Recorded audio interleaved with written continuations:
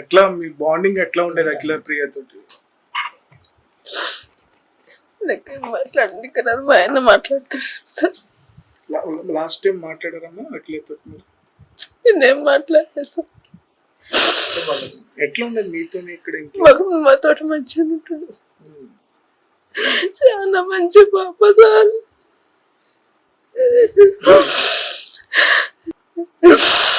మీతో ఎట్లుండే?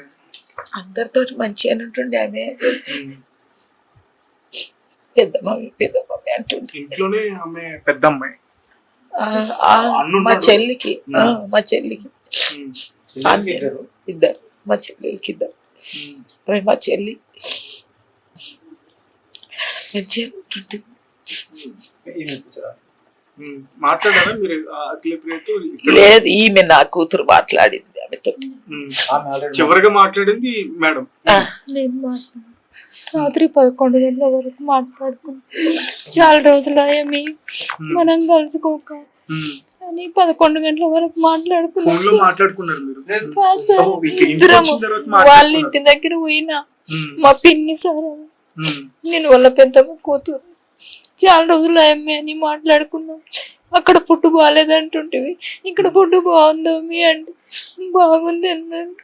మస్తు సేపు మాట్లాడుకున్నాం. పొద్దున్న 4 గంటలకు వెళ్తావు కదా మీ పనుకో, పొద్దున లేవాలని 11 గంటల దాకా మాట్లాడుకున్నా. పడుకుంది. 4 గంటలకు లేచి రెడీ అయిపోయింది. మీ ఇంటి దగ్గర నుంచి రెడీ అయ్యి వాళ్ళ పిన్ని దగ్గర నేను పోయినా. ఆమెకు పిన్ని, నాకు పిన్ని, మా చెల్లికి పోయింది సార్. పోతే ఆమె 5 గంటల బస్సు ఎక్కింది, హైదరాబాద్ బస్సు. నేను సేడమ్మ కర్ణాటక బస్ స్టాండ్ లో ఆటో ఎక్కించింది వాళ్ళ పిన్ని. ఆటో ఎక్కించి ఆమె రూమ్ కి వచ్చింది. ఆమె బస్సు ఎక్కిన పిన్ని అని చెప్పింది. నేను మా ఊరు సేయడం సార్. అక్కడ నేను సేయడం బస్సు మాట్లాడలేదు సార్. ఆమె 5 గంటలకు ఎక్కింది బస్సు, నేను 7 గంటలకు సేయడం బస్సు ఎక్కిన. సేయడం బస్సు ఎక్కిన తర్వాత ఎక్కగానే డ్రైవర్ అంటున్నాడు, హైదరాబాద్ బస్సు యాక్సిడెంట్ అయింది అని అన్నారు. అప్పటికే ఆయన ముందే చెప్తున్నాడు.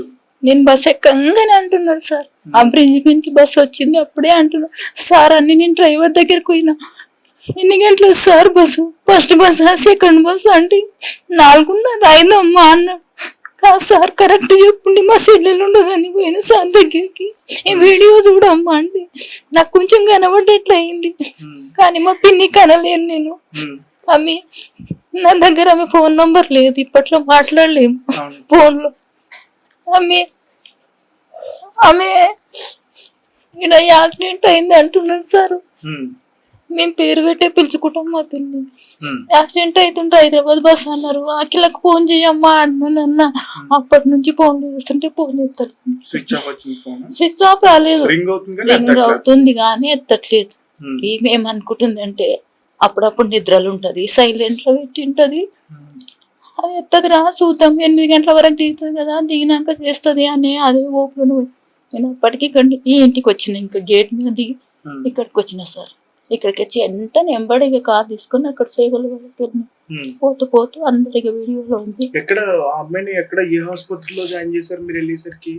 సేవెళ్ళే గవర్నమెంట్ హాస్పిటల్ కి అక్కడికి రండి అన్నారు వాళ్ళు. ఇంతకు ముందు ఫోన్ చేసిండ్రు కదా పిన్ని వీళ్ళు, ఈమె అత్తమ్మ అయితే ఫోన్ చేస్తే మీరు ఒక పోలీస్ ఆయన ఎత్తి మీరు హాస్పిటల్కి రండి అమ్మా అన్నారు. అప్పటికే మేము జర్నీలో తెలిసింది మాకు. ఇట్లా వీడియోలు పంపిండ్రు కానీ ఇట్లా అని చెప్పలేరు. వీడియోలలో చూసి మా పిల్ల ఉందని మేము అట్లా అనుకొని అట్లా వెళ్ళిపోయినాం సార్.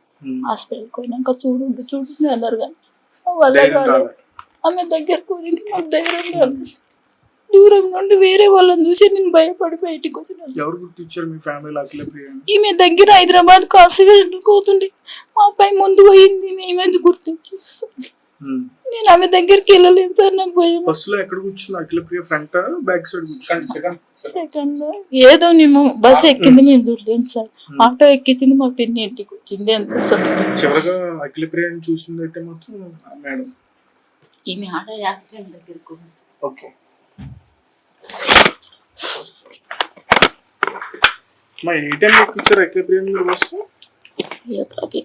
సార్. మా చెల్లి మీ చెల్లెలు ఎక్కించారు. పిన్ని సార్.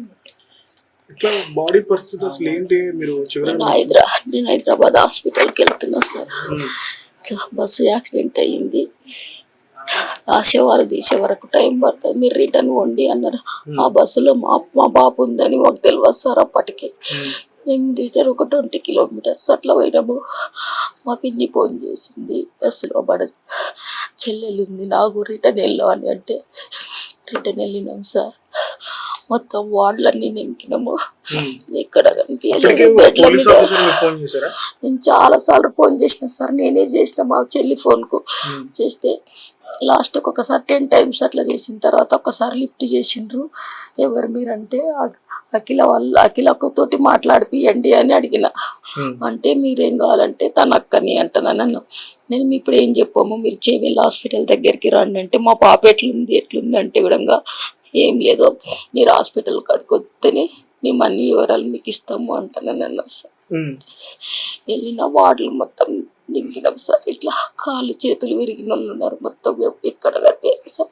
మా రూమ్కు తీసుకొని అక్కడ 20 వరకు సార్ శవాలు.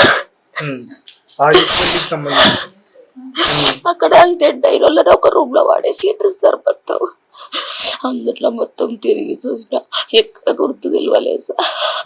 లాస్ట్కి ఒక టేబుల్ పక్కకు మూలకేసిండ్రు. తన డ్రెస్ గుర్తు పట్టిపోయినా అక్కడ మా పిల్లల బట్టలు మేము గుర్తు పట్టుకుంటాం కదా సార్.